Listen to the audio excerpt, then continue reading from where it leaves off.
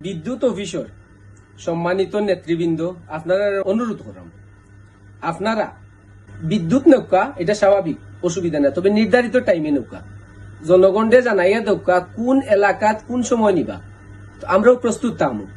আর এত লোডশেডিং করবা না, ঘন্টায় ঘন্টায় আপনারা লোডশেডিং করবা, এটার কোনো মানি নাই। মানুষ বিগড়ি যায় এটার কারণে। সরকারের সমালোচনা করে, আসলে তো সরকারে বিদ্যুৎ নেন না, বিদ্যুৎ তো আপনারা অন্তাকে অফিস থেকে নিরা, আর মানুষে সরকারের প্রতি অনাস্থা আনের।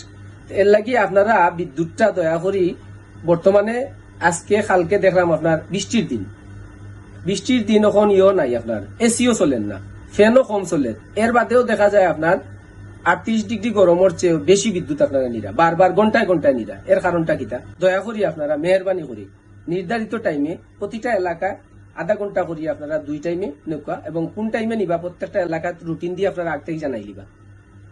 আর না হইলে জনগণ বিগড়ি গেলে আমরা অফিস ঘেরাও কর্মসূচি দিতে কিন্তু বাধ্য হইব, তখন আপনারা আমরা ভুল বুঝবা না।